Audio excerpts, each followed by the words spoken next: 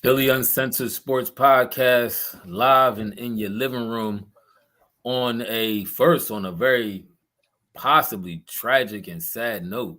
We don't know all the details, so I'm not going to say for certain what was the outcome, but we had a player collapse on the field in an NFL game, Damar Hamlin, and apparently he hasn't gotten he hasn't woken back up. There's from some reports they're saying there's a pulse, but he's not breathing on his own. So you're gonna probably hear a lot of different scattered reports and everything. Everybody wanting to be first with the news, but we'll find out for sure probably later on tonight or sometime tomorrow what exactly happened and what was the result. It was a scary play. I after Ethan texted me, I went back and watched it, and it was a textbook play. I mean, he kind of tackled him. He got up and fell back. It looked like one of them plays sometimes. And I remember playing, tackle football as a young boy. When your adrenaline is up, your adrenaline is real hype, and you tackle somebody, and you get up, and sometimes you might get dizzy for a second after either collision or you just so amped up. But it looked like kind of like that at first, but then he completely passed out, went down to the ground, possibly a heart attack. It didn't look like a head injury thing to me. So I mean that's possibly what it was, but obviously we waiting to hear more of what happened. But definitely I see people in the comment section, saying prayers up and they, thoughts and prayers is there with his family. I heard his mom might have been at the game too or something, which make it even more tragic and more sad if that's really the case. But like I said, you're gonna hear a lot of stuff about who was there and what happened. You'll find out all the real stuff, as the week goes on. But I thought about too, Greenwood. I thought about Hank Gathers, other I thought players, about Hank too. yeah, who died on the court. They said the only NFL player that ever died on the field was a dude named Chuck. Oh man, I was just looking at his name. It was Chuck something. It was a linebacker back in the 60s. I think he was a linebacker. He ended up dying on the field. There was one player died in practice. I was looking at that, one of the Minnesota Vikings offensive tackle. I think it was Stringer or something. Yeah, heat stroke. Yeah, heat stroke, right? Yeah, Corey Stringer. Yeah, the heat stroke and collapsed and like he collapsed in a building. He got back in the building and collapsed in a building. He had signs, and this is stuff that we know now, but he had signs of a heart attack. He said he was throwing up in practice. That's always signs that you have a heart difficulty in the heat when you start throwing up too. Yeah, and they said he threw up 3 times in practice and then went back to the locker room and then ended up collapsing and dying. So, we'll see. Hopefully, he pulled through it. I mean, medicine has come a long way, but the reality of it is, sometimes tragedy does strike at the most peculiar times. But hopefully, another thing about that, man, it's time for the NFL Players Association. Step really up. To really look out for these players' interests, man. No guaranteed money. They use you, abuse you, throw you. When you broke down, they get rid of you and things like that. Football players sacrifice their body probably more than any other sport and get tossed to the side after it's all said and done. So they need a real union. They need to stick together. Stop sitting there. Don't take the money. Everybody stick together. The majority. That's easy to say. That's easy to say from you outside looking in, but everybody. It is. But now you see the reason why you need that. You need those unions to be. You need to be tight. Because now he passed out on the field today. Who knows if he survives? He may have a lifetime of serious injuries. I mean, it's one thing to have a heart attack, but if it's cardiac arrest, that's totally different. That's something that a lot of people just don't come back from. To be honest with you. So I'm just like, it's serious. I hate that it's happening. And they said they gave him the AED or something. So I think when you get the AED, I don't want to speak on that thing. I did take some CPR classes for the stuff I had to do. I don't think your heart fully stops. It's like in defib or something, whatever they call it. So they said they did use the AED on him, and they did do CPR. So hopefully it turns out for the best for him. Yeah, it's sad situations. It's really hard to talk about other stuff. Some things are bigger than sports. Like this, there's no way if I'm one of the football players, I can go on that field if I don't know that he's okay. I can't. Absolutely not. Absolutely not. I mean, honestly, like even if you think about it, when you find out the severity of his injury, Like it's going to be hard for them to go forward in the playoffs now. Like it is different. Like if something happens to somebody seriously in the off season, and you get time to you know what I'm saying, to deal with that and everything else, and focus on but you had your time to get over it. Like if something severely happens to this guy, like can you turn around and come back and muster up for this big playoff run with something that serious that soon? I mean, that's tough. It's just a shame. It's heartbreaking. If they do make a run, that goes our Super Bowl. Because they're going to get every call in the world. They're going to make sure that they win the whole joint. So. You know what? Leave it to Tim. Leave it to Tim. Leave it to Tim. Turn this into... Not to make it all about me. You did, though. You did, though.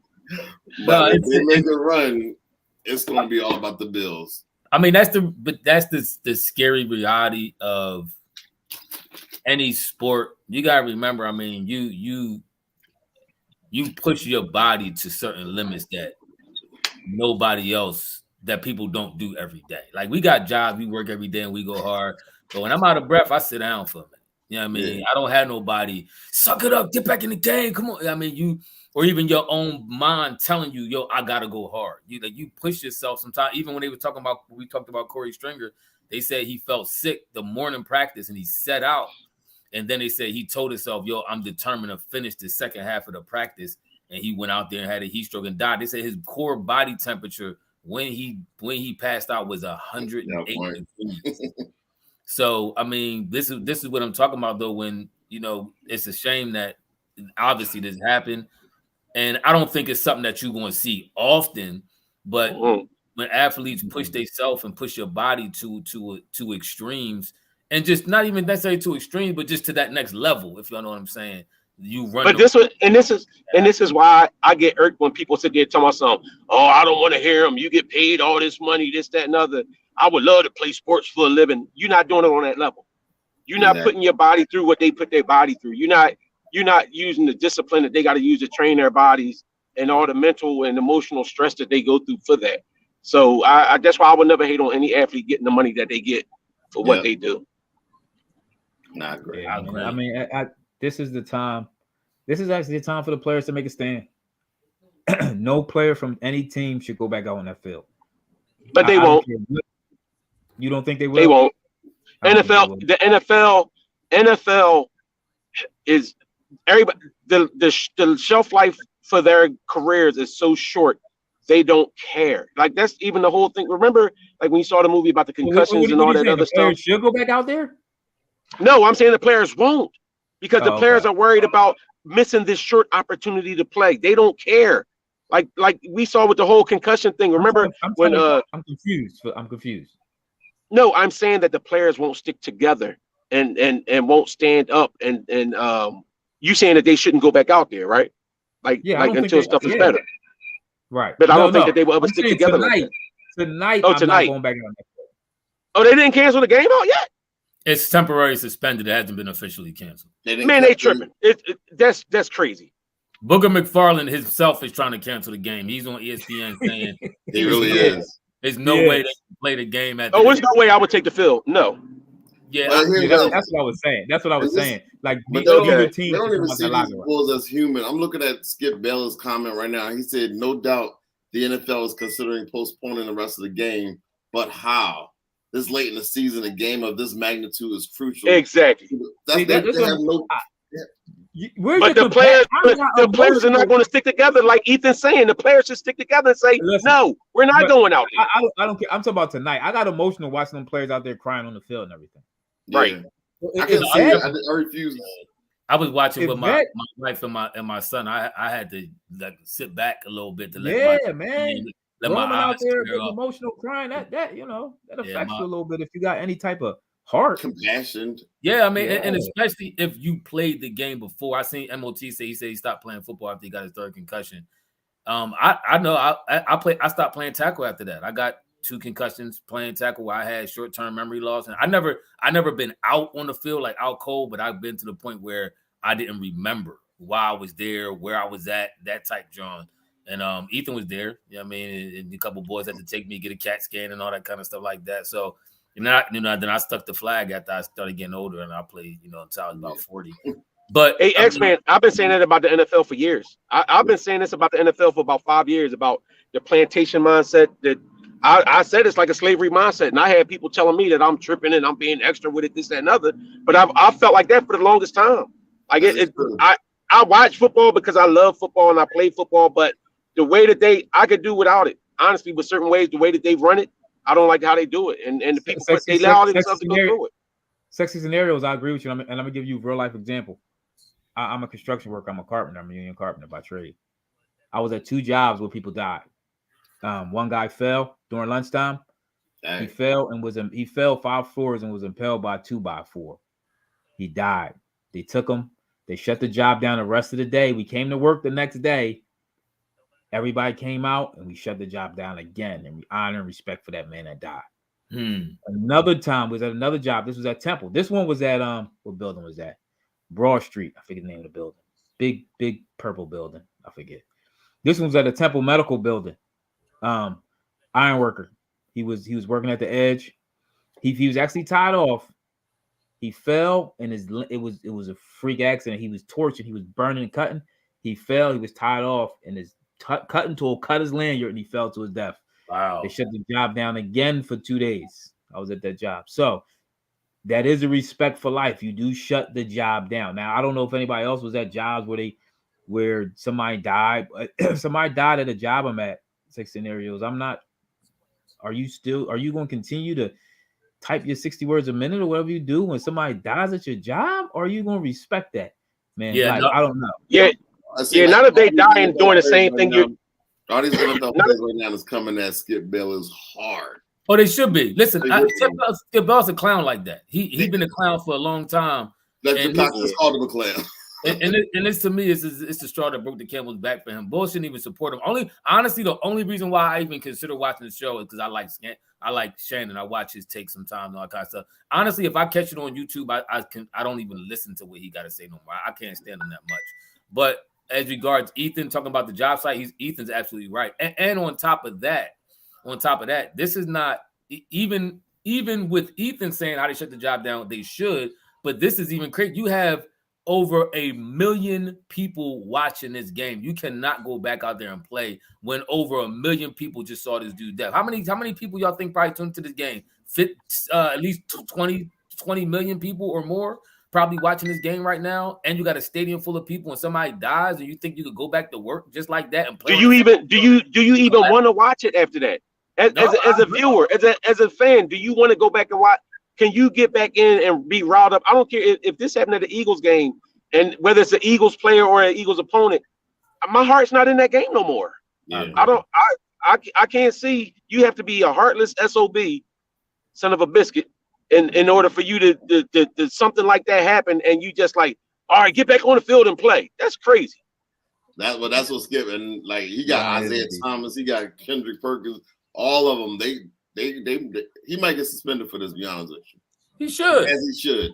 He should. He needs to be replaced. I don't like nobody. People. He almost got like the Mayweather effect. A lot of people watch him just to disagree with a lot of stuff he's saying.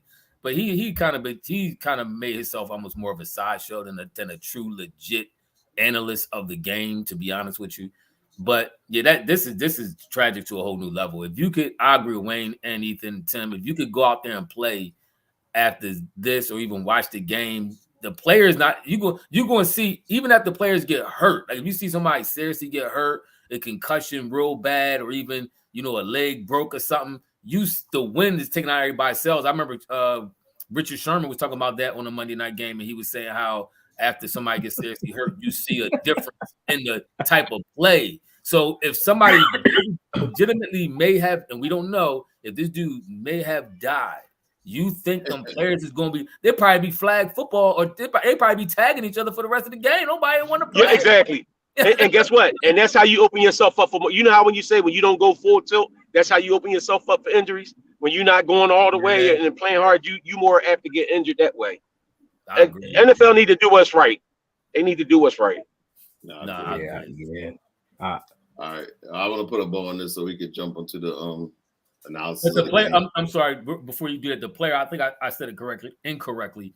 I said he was a linebacker. The player had died. He died in 71. His name was Chuck Hughes. He was a wide receiver. And it appears he died from something similar. They said in the fourth quarter, he collapsed, clutching his chest, and then went into convulsion. So he may have had a heart. I haven't read the whole story on him, but it may have been a similar situation with something with his heart or something like that. So if this is the case, he'll be, unfortunately, very sadly and tragically, the second player to die on the football field. But hopefully he don't. Hopefully they can maybe revive him at the hospital. There have been miracles that have happened before with people, apparently being gone for a certain period of time. But, our thoughts and our prayers are definitely with his family, because that's just a very, very, very tragic situation, bro. So on to other things. And Skip is a low-key racist. I agree with that. I think he is, too. I think he's a little bit of suspect. Low-key? I think he's a little suspect. Low-key? The only people that don't think he is them C-double-O people like Shannon that want to be like, Skip, that's my friend Skip. Even if Skip do that, that's who he from love. Uncle Shay Shay. Shay be doing the most of the time, but I mean, I listen to him. He's entertaining. He's very entertaining. Shannon, he is entertaining. Like He's entertaining.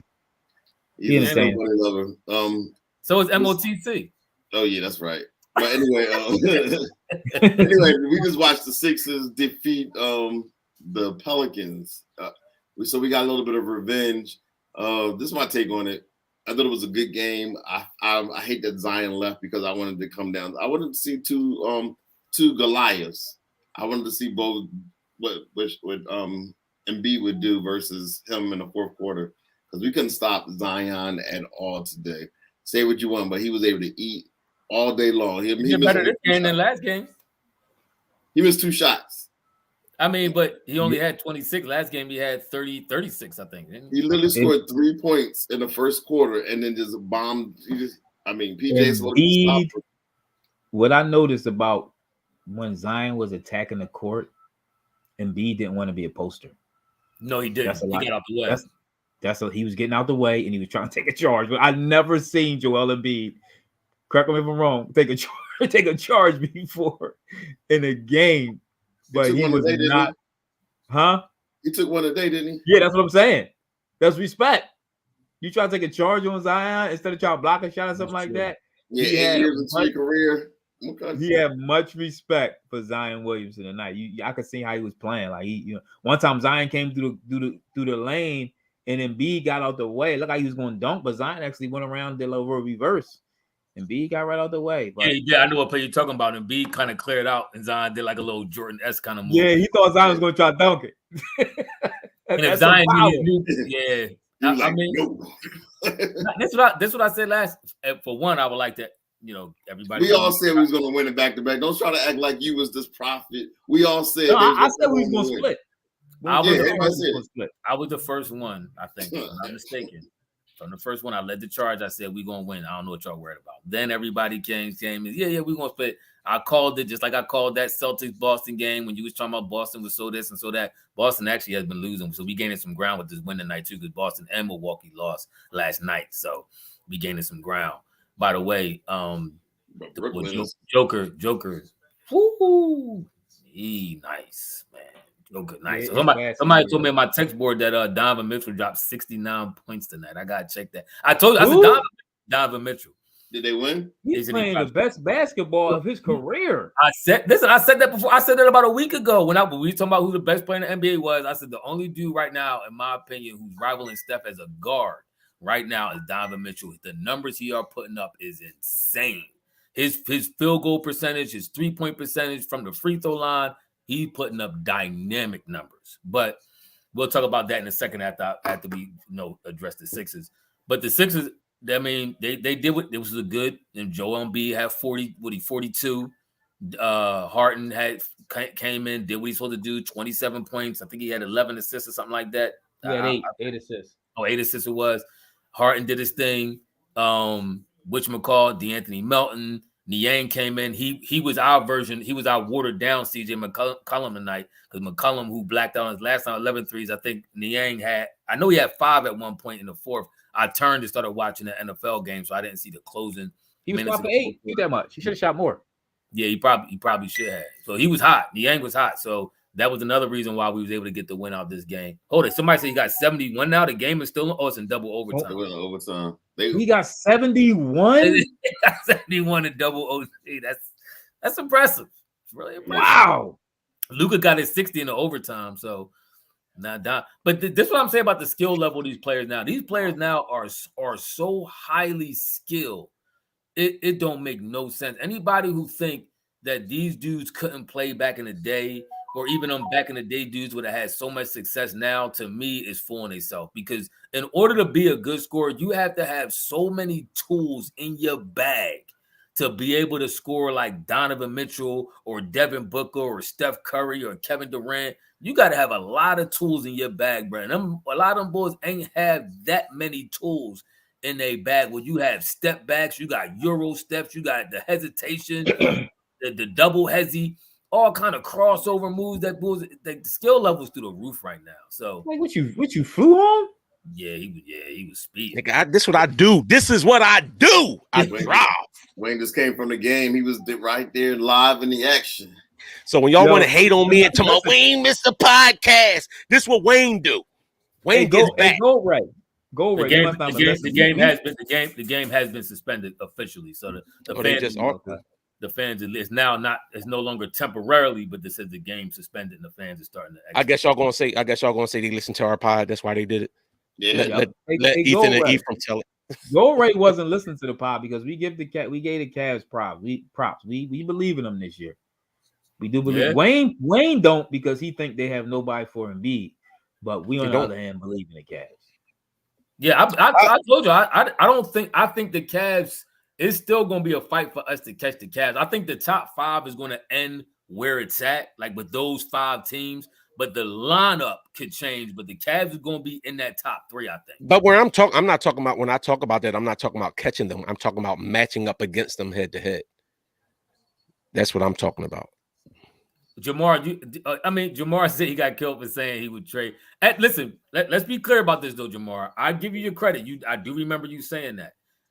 But let's Jamar, listen. I don't want to hear none. I don't want to hear none of them talk about Spider because let me finish. Can I finish? No, Spider was not playing. Yes, he was. Year, like he's the same person. So he wasn't playing like last year, like he playing this year. Same person. You want to look at he had to do more because he had less help. You want to look at that? Not only did he have 71 points, he had 11 assists and 8 rebounds. Remember when I tried to tell Ethan that he also can play the role of a point guard, and Ethan was telling me how Clarkson might even be as good as Spider because all he do is score the ball. He don't. Conley's the point guard and all that stuff. Remember that? Are you gonna act like no? Because I'm talking. I'm talking. Spider was very inefficient, and that's what I said. He is a high volume shooter and scorer. He was very inefficient. This year, Ephraim talked about how his efficiency is way better than it was his other years. And that probably has something to do with he's actually playing with the real point guard in the Bull. He didn't even play tonight. But the other guy who can play too. Right, but like I said, when the point guard didn't play, Spider Ken set other people up. He can play point guard and still score. Like I said, DeRozan scored 44 points on the opposite side on the Bulls for the Bulls the same game. They didn't play no defense. It looked like everybody just jacked. I mean, you see the score? You're talking about double overtime as well. That's 10 extra minutes of basketball. It's a whole other quarter of basketball. We scored. I remember we scored. Hey, listen, Mark. This is what I do. I bring energy. That's just like when I go to the games. I go to the Sixers games. We get more people because I'm at the games. I'm talking. I'm interacting. Ephraim go to the game. He just like, where's Steph? He ain't telling nobody to watch the podcast or none of that. He don't do none of. He don't wear the paraphernalia to the game. He don't do none of that. No, he just out there. How much does Steph have in his game? That's what Ephraim do. I'm interact with the people. Every time I'm at the game. Every time I'm at the game, I'm the section boy. Sometimes I chill, but for the most part, I'm the bull who got everybody hype. I'm banging the batons. I'm telling people to put the batons back. No, real rap. I was in my daughter. My daughter was like, "You crazy? Why?" She was hyped until he tired. We don't believe you. We need more people. I'm that guy. I don't always be that guy. Sometimes I don't feel like bringing the energy. Yeah, you're right. It was only one overtime. It was only one overtime. I'm about to say, I keep saying one overtime. They didn't play no defense. Oh, it was only one overtime? Somebody said double overtime. So somebody to fact check they self. Somebody said double OT. That was Kev. I'm blaming Kev. Kev said that.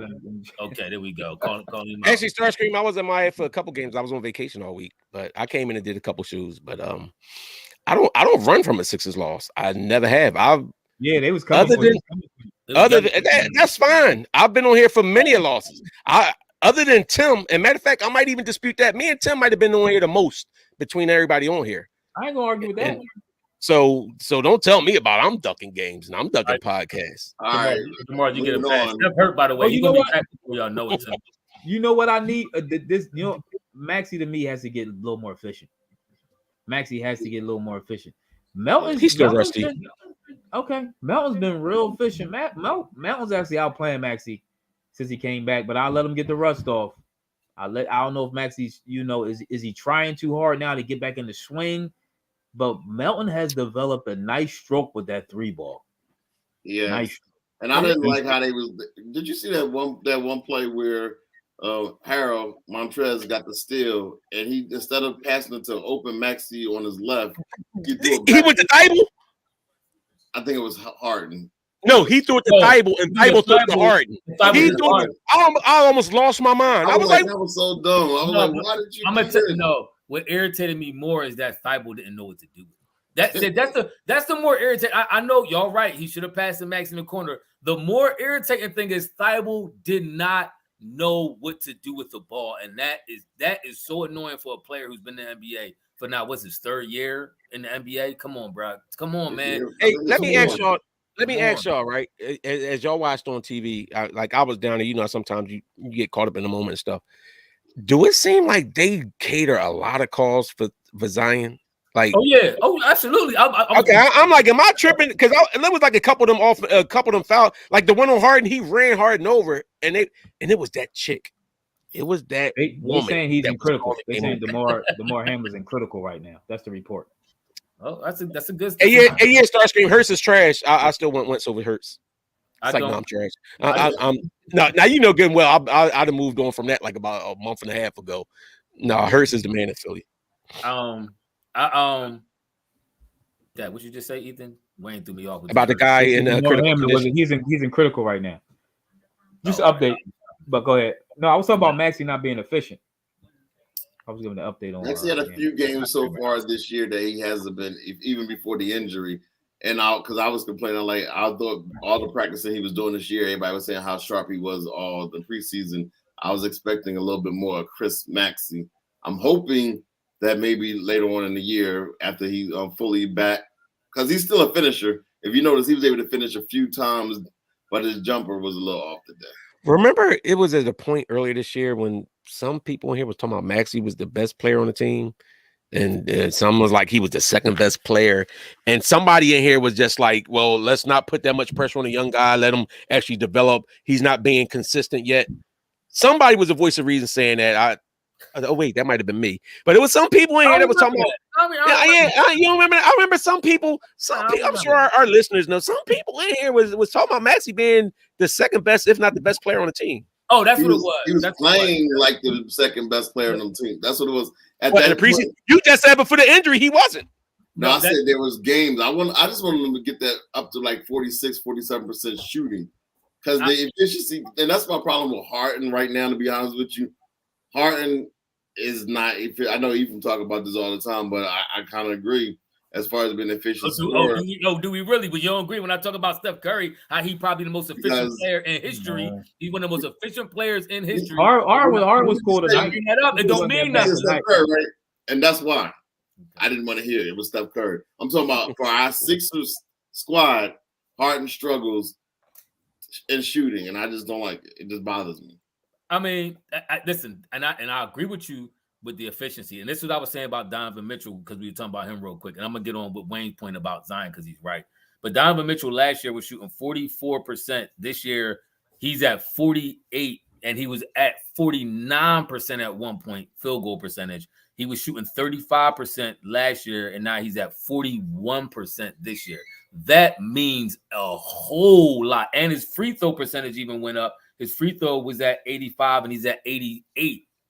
Remind you, these are the best numbers of his career. Yeah, I mean, so this is what I'm saying. He's playing fantastic. fantastic basketball. He's on a whole nother level. Does it have something to do with his team's a little better? Yes, I would have to agree with that and all that kind of stuff like that. But even if you're looking at his 3-point and free throw have increased, a lot of those things really, for the most part, are you just working on your game and getting you and knocking your shot down. Let me ask you, could it be this? I haven't watched him. Is he taking better shots? Is his shot selection better? That's possible. Hey, Jamar, this is why I say Steph is the most efficient. I think he's probably getting more open shots, more open look. Probably that could be possible too. But Jamar, this is why I say Steph. If you look at Steph's true shooting percentage, he has he brought it. They said KD's more efficient. Steph Curry. So where does Steph come in there? When you combine his free throw, his 3-point, and his field goal, he has one of the highest effective field goal percentages in history for a player who scores 30 plus points a game. If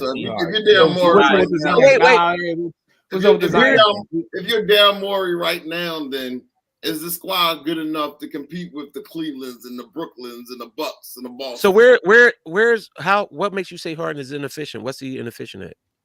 His scoring, like 41%, 42% is not good.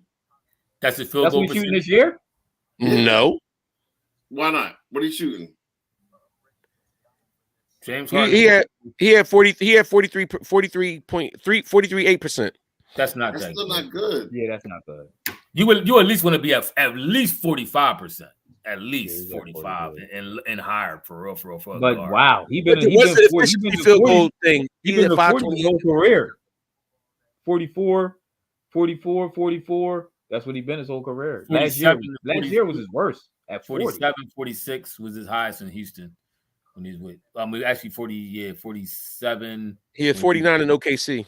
Yeah, that's when he's coming off the bench. That's when he's a young boy, his third year, and he was only averaging at the time 12 points, 10 shots, 16 points a game.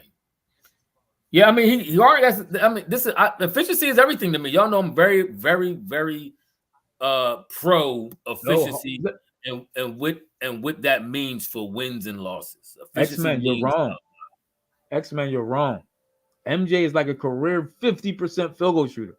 Is he 49 or 50? Oh yeah, MJ was. This is why I say MJ went down when he got to Washington. When he went to the Wizards, MJ shot an incredible field goal percentage. Jordan field goal percentage, Jordan field goal percentage is amazing. That's why he's Jordan. LeBron field goal percentage is really good. The only thing where LeBron struggles a lot, the free throw line. Jordan shot a career 49% field goal. That's only it went down. It was 50 before he went to Washington. That's true. Yeah, Washington. He shot 41 and 44 in Washington.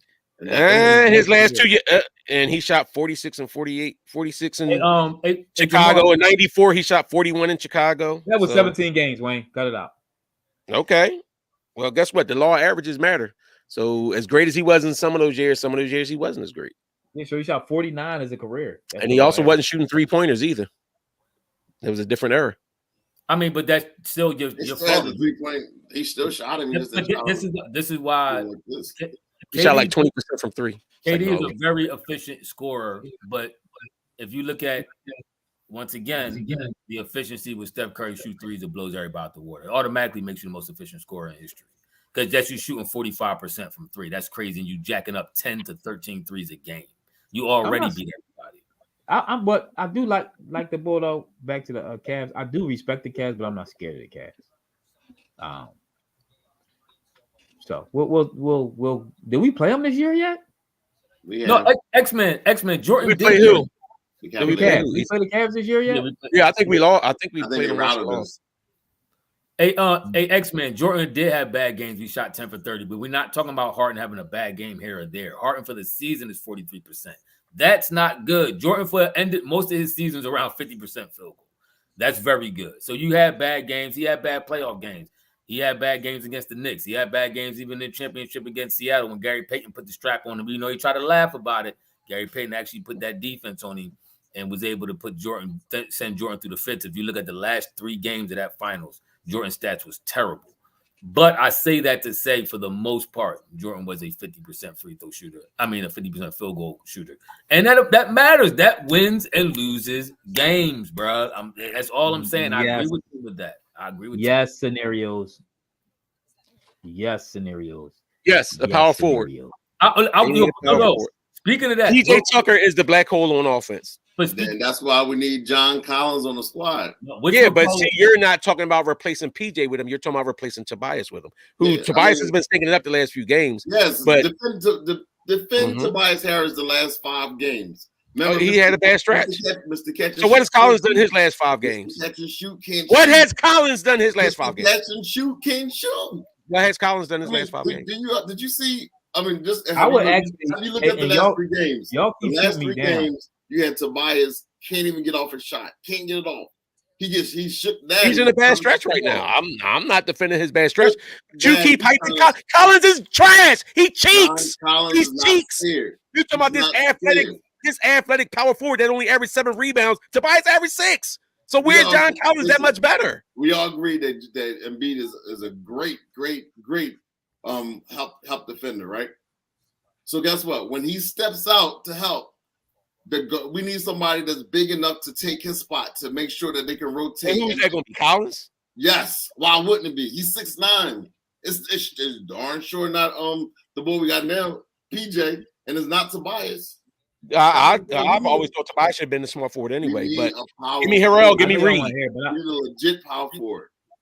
We gotta have some of these side conversations. I'm liking some of the comments I'm getting. They talking about Jordan against the Knicks in that series, and then the Jordan in the Seattle series and all that. We gotta have some of these conversations because I do think it's a mythical like storyline that Jordan has had that he's never had bad playoff games and all that kind of stuff. So we gotta talk about that later. That's actually a good conversation. But one thing I want to go back to Wayne point real quick. The Bull Zion was literally jumping over PJ back and getting the foul call on PJ. No, I would say no. Two of them calls. PJ was doing a hip check. I'm sitting there looking at PJ tried to kill him, bro. But I mean, no, that's the box out. You can't do that.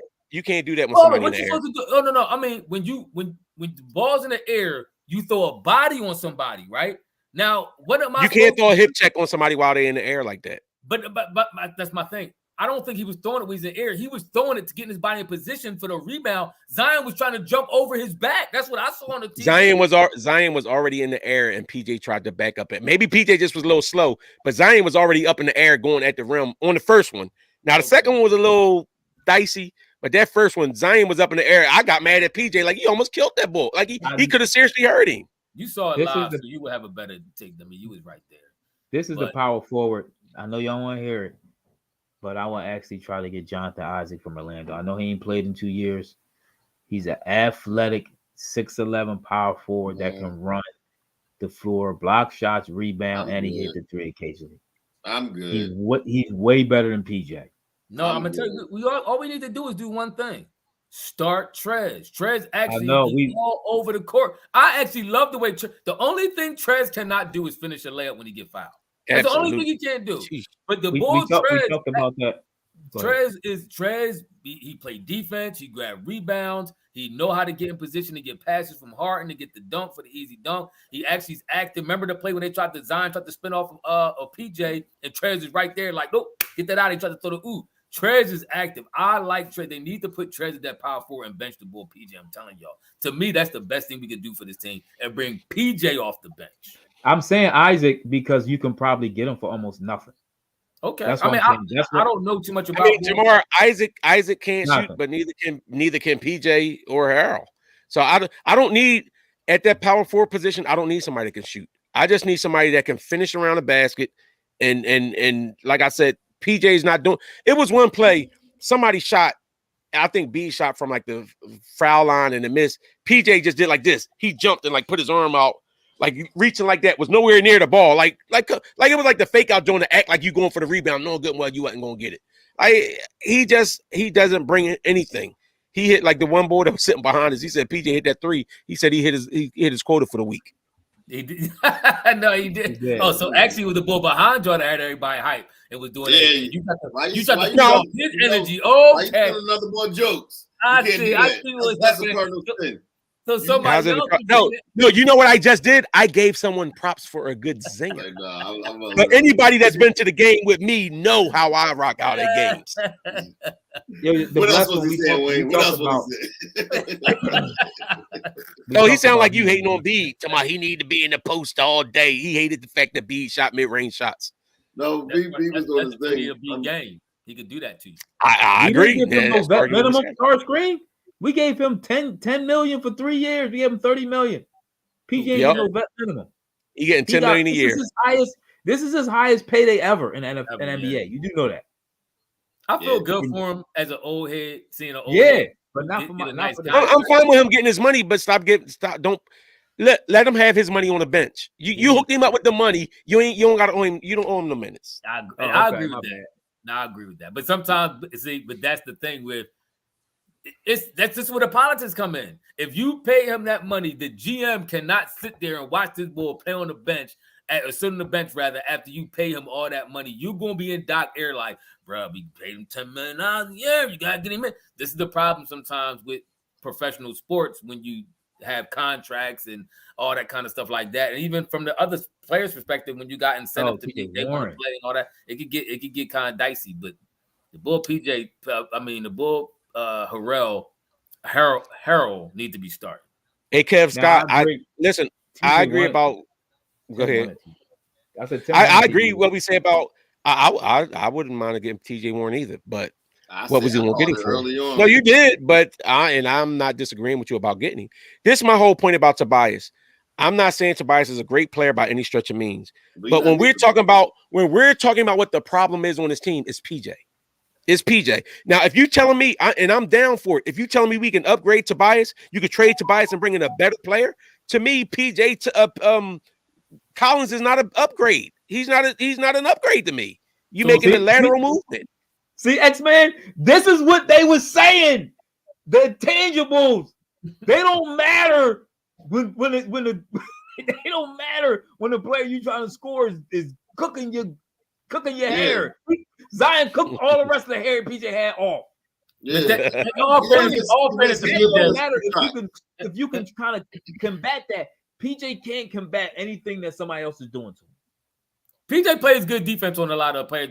Nobody's stopping Zion. Let's be clear about this. There is no one in the league who can match Zion. The best player I seen, I told y'all this, match Zion one-on-one was Draymond Green. And that was one game, and the next game he got cooked. But you can't. He's too big. But what I'm saying is PJ gives you nothing else. If he can't match Zion, what else can he do? Exactly. Well, first of all, I'm gonna go back to coaching. He can hit that corner three. We had 3 games. Every time that Zion had the ball, we single covered him. He never received the double. I kept watching. That's not true. It was true. Who? It's not true. I watched it. Who did we bring? They did. You didn't see when he went to go down. You didn't see when he went to go down and he tried to go. Joel Embiid was scared to death every time Zion came in the lane. How you figure that? Nobody wanted smoke from Zion. You realize Joel Embiid had 3 fouls in the second quarter. Yeah, he was every time Zion came in the lane, Joel either ran out of there or tried to take a charge. That ain't true because anytime Joel went down to contend something, Zion tried to throw the ball outside, and like 3 times he threw the ball away. Zion was running like he was running the point, and he kept trying to drive down in there. And when Joel stepped, Zion kicked the ball out, and they had like 3 turnovers straight from Zion handling the ball. Hey, X-Men, is that cap or is that legit? I mean, Kay said that PJ has been playing with a pinched nerve. Oh no, X-Men wasn't talking about that statement. Kay said he's been playing with a pinched nerve for a month, reported a week ago. Is that, I mean, if that's true, does that change y'all opinion of how he's been playing? No. He never pinched nerve was huge. Because he looked like he was playing last year. It's slightly worse. Last year he played good. He's the same player. He is. I give Ethan that credit. Ethan been calling that since the beginning. No, last year he's the same player. He played a little bit better defense. This year he had surgery on his knee. Certain points he had surgery on his knee in the offseason. He had surgery on his knee. He didn't get a chance to work out. He's pretty much working his way back into shape. But that's what Doc was saying at least. PJ been playing some solid defense this year, but it hasn't. I seen him play way better defense last year and the year before when he was playing with. It was Starscream. He gonna be playing with little injuries the rest of his career. I'm gonna tell you why. No, you know how Pat Bev run around, he get all hyped. That's what you seen PJ run. He get all hyped. He going back and forth with KD mom. Y'all think he playing good D. Meanwhile, KD had 47 that night, and y'all like PJ was all over. You see PJ going back and forth with KD. KD had 47. PJ had 30 points. In 30 minutes, and that's it. Ethan, you know what that is? You know what that's like? Remember when Brian was dropping 40 on Golden State, and they was like Draymond was putting the cuffs on Brian. That's exactly what it's like. Not Draymond. Iggy was dating him up. Iggy dated him up. Yeah, Iggy. They said Iggy was Iggy won MVP because he clamped Brian, and Brian averaged like 38. X-Men said PJ kept Giannis, KD, and Luka under their averages. I don't. You gotta check that. I don't know. I gotta check the stats. I'm just again what X-Men said. Now he might have fact checked. He might have looked that up already. Kev Stott said, "Do y'all think PJ holding his great defense for the playoffs? He holding something. It ain't his great defense. I mean, if you legit, he holding that check. That's all. In a game as athletic and as fast paced as the NBA, if you are indeed even slightly injured, that can have you late and missing plays on a lot of plays. Now you can't be undersized and slow. My thing is, but that might be the pinch nerve. My thing is, if he's legitimately injured, then why is he starting? Then why don't you put Harold in the starting position or PJ Tucker or Paul Reed and see what you got there? Because obviously he for real, he hurting you. He's not rebounding like he should be. That's always been our Achilles heel. When Trez get in the game, you see Trez snatching rebounds. When Paul Reed get in the game, you see Paul Reed snatching rebounds. You don't see PJ grabbing that many rebounds like that. I don't think Trez, at least PJ will shoot and make the occasional three. Trez don't really shoot the three at all. It don't matter. PJ not giving you enough. Spreading the floor, though. Wait, you got to spread the floor with Embiid. People don't run. We talking about PJ. Did y'all at least give my man Matisse Thybulle some props tonight while I was in transition? Did we give him props? Because he came in and put some clamps on CJ. No, he came in. He did. He came in and as soon as he left out the game, CJ hit a couple threes. Which is why I goes back to that game on Friday. But I told y'all he was never doing that again. He did. Niang gonna be in the 3-point contest? Is Mark saying that, or he actually Niang actually is a good spot up shooter.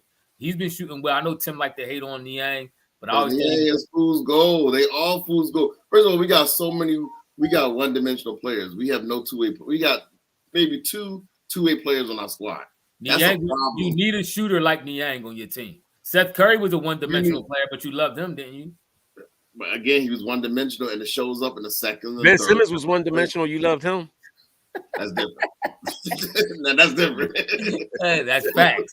That's what but do you see how poorly constructed the Sixers are? Though we got a bunch of one-dimensional folks.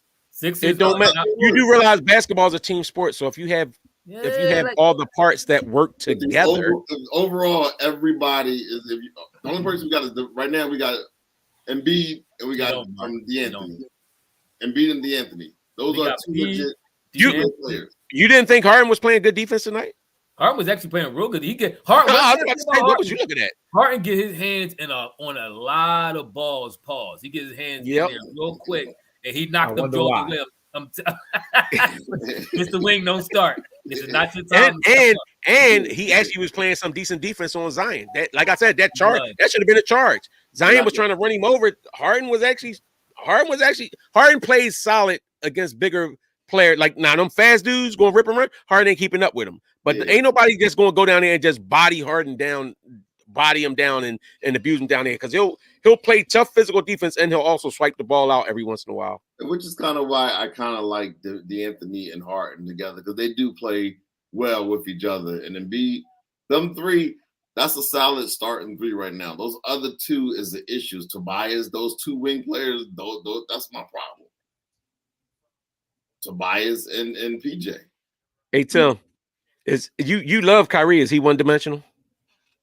But Kyrie is special. I just asked you a simple question. Kyrie is special. And is he one-dimensional? Is he one-dimensional? Is he one-dimensional? Is he special? Are you going to answer the question or not? Are you going to answer my question? Is he special? I asked you a question first. You're going to answer my question with a question. Okay, he's special. He's a special one-dimensional player. Yes, he's different. So you admit he's a one-dimensional player? Yeah, but he's different. Yes, but he's different, and you can't. So Thibel's not different on defense. No, because it's he clamped Steph before. He clamped CJ just now. Again, one dimensional. That was a team. Again, what? One dimensional? You just said. He was one dimensional. That was a team effort on Steph Curry, what Thibault did. That was great. No, it wasn't. No, it wasn't. And you know what he said? He said, "Right here in my pocket." Nah, sit down, little light bug. And the reason why I say, and real quick to answer Jamar's question from earlier about, and then Steph played injured because he didn't want to have to face him again. It's since you want to bring up Steph, to answer Jamar's question, he says Steph's field goal percentage for his career is 47%, right? His 3-point percentage is 42%, and his free throw percentage is 90%. Effective field goal percentage takes in consideration your 3, your 2, and your free throw. He is a career 58% effective field goal percentage shooter. You know what KD is? 54. This is why I say Curry is a more effective scorer than KD, and probably the most effective scorer in history. You said he's a what effect? What's that? The E field goal thing? Yeah, the effective field goal percentage. It takes into consideration your free throw. You said Steph is at a what? For a career at 58% effective field goal percentage. For a career, that's incredible numbers, bro. Incredible numbers. That's even. I mean, Harden is 50. Harden is 52. So that's what I'm saying. That's 6 points. Yeah. He had 58. It's like no. I'm saying Harden is 52. That's incredible. Like people don't understand the skill set you have to have that high of an effective field goal percentage that includes all the very important things like free throw, very important, 3-pointer if you shoot them, very important, and your field goal percentage, very important. That is a monster stat. But we can argue about that later. We don't want to argue about that. We don't even want to talk about it. Yes, I do. They do in the chat. That's why I'm having a conversation. It was brought up several times. But anyway, we're gonna wrap this thing up. I mean, serious prayers go out to that young man, that boy, the safety boy from the Bills. I wouldn't disrespect his name. What's his name? Damar Hamlin. I mean, I want nothing but a full recovery. I mean, we just gonna wish positive things for him, for real. Absolutely. And then and also his family, because God knows what they're doing and have to watch that on television and not knowing. So I mean, football is dangerous. And I think we talked about this earlier, but I just want to put an emphasis again. Those unions need to step up. They need to step up and get that guaranteed money. This is a multi-billion-dollar company, the NFL. And it's inexcusable that everybody has a strong union. The baseball has a strong union. The NBA has a strong union. Hockey, they all have strong unions, but the NFL got the worst union. They're the most popular sport. So I'm just saying. That's because you have the guys that run the NFL union are COO. Never mind. I mean, they the ones that say it's an honor to play in the NFL. It's an honor to play here. But they're the talent. They're the talent. But that's what I'm saying. They're the dudes that wear the talent that sit there and they bow to the temple of the NFL. They sacrifice their lives to it, basically. Hey, Jamar, that's not a made-up stat. It's the stat that's been kept track since they started shooting 3-pointers. But, I mean, what do I know? I make up stuff. Effective field goal percentage is on everybody's stat in the NBA. But as regards that point, Wayne, about that, this is why, though, when the NFL started, or the players in the meeting when everybody started talking about protecting the players with the concussion protocol, I was all for that. You had these old time dudes like, oh, the game is turning too soft, and you get hit, you can't unload on somebody going across the middle. That stuff is dangerous, bro. When people when you got a helmet on your head and you go in to spare somebody, you're invincible with that helmet, and you use that joint as a weapon. So them taking that out the game, I personally like that. I didn't like to see dudes getting knocked out and their brains all scrambled. I ain't like that part of the game. I like protecting the players. I think they protect the quarterbacks a little too much. They go a little too far with that. Which one got their hand cut off because they wanted to play? What was the fool? Ronnie Lott. Yeah, Ronnie Lott. You got to see. He got to say he regret it now because they're like he just. You got to. You ever see Brian Baldinger when he show his fingers and them Jones all cranked up or whatever? Like these dudes was. That's what I'm saying. But and the NFL don't care nothing about them. But they brainwash them into feeling as though you're doing this is the honorable thing. They try to make them hype up like they're warriors or something like that, and they're sacrificing themselves for this. But then you're not taking care of them in the long run. And remember, like that movie said, remember those guys that was going to the NFL Players Association and talking about how sick they were and everything else, and they was telling them like they was making trouble. Wasn't it Andre Waters? I guess it was like Andre Waters was going to the dude. Was it Dave Durson, whoever it was that used to play for Chicago, and he was sitting there like downplaying it, like, oh, you just making trouble, this, that, and other. And the boy ended up killing himself or dying, and then the other boy ended up getting the CTE. Like, this is their mindset, like, oh, Ball's been good to us. I've been able to make a couple $100,000 and a couple $1 million. I'm good. No, you're not. You're not. I hope Skip Bayless give. Millennial Builders. He said that he was asking why should the game be canceled, even after everybody found out how serious the injury was. He was kind of asking like, why cancel the game and all that. We in the middle of. He was talking about the importance of the game. Yeah, we in the middle of a playoff run that has playoff implications and all this old goofy stuff like that. Like that matter. Football is bigger than real life. Yeah, like somebody's son, especially if it's not even because his mom was there, but especially like if his mom in the stands. Come on, bro. That's that cognitive dissonance where they just have no feel. They don't care. Yeah, I mean, they don't see them as being humans. But the player, I mean, this wasn't to me. And we'll find out more information, but this wasn't a on the field injury kind of thing that caused this. He may have had some underlying medical condition from earlier. Sometimes people play and have heart murmurs and enlarged hearts and never know and get sick. But guess what? If whatever was wrong with it, he took a shot right in that chest. And I don't think it's a coincidence that whatever was that's just like when people say about COVID and they talk about all the people that died from COVID, you might have had pre-existing conditions, but then you catch COVID and they take it over the top. Yeah. And that's effectively what did you in. So, but I mean, look at this game, even I'm just saying real quick, even if you look at this game, I'm looking at some of the tweets and stuff. It says one of the Bengal receivers was distraught. He came out the locker room crying, hugging his mom. So you telling me this is affect you sitting there and you watching, this is a person that's your comrade, like your teammate or your homie that you might have worked out in the off season. Y'all having competitiveness against each other. And you see them go down like that and possibly die? Like, come on, man. Put the heat in the apologize. Skip just apologize. Like, what if somebody said that about Ernestine? How you think you're going to react then? Yeah. He a clown. He almost become like more of a shock jock, like a Howard X-Skins type book. Oh, like Stephen A. Yeah. They didn't go over at all today, so he gonna learn today. He become more like a shock jock. But he ain't gonna learn nothing because they're not going to really punish him. Let him have been of another persuasion. He'd have been all kind of banned and did everything else too.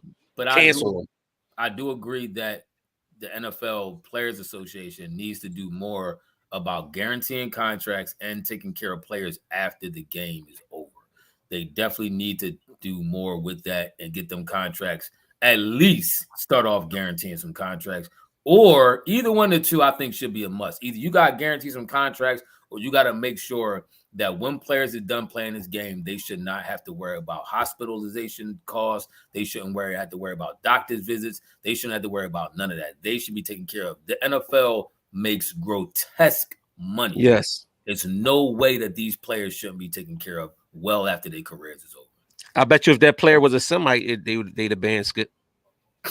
Yeah. On that note, we're going to on Wednesday after the game. We play the Pacers. They might be right. Indiana Pacers on Wednesday. So thanks for watching. Like, comment, subscribe, hit that notification bell. We'll catch you on our next podcast. We out. Deuces.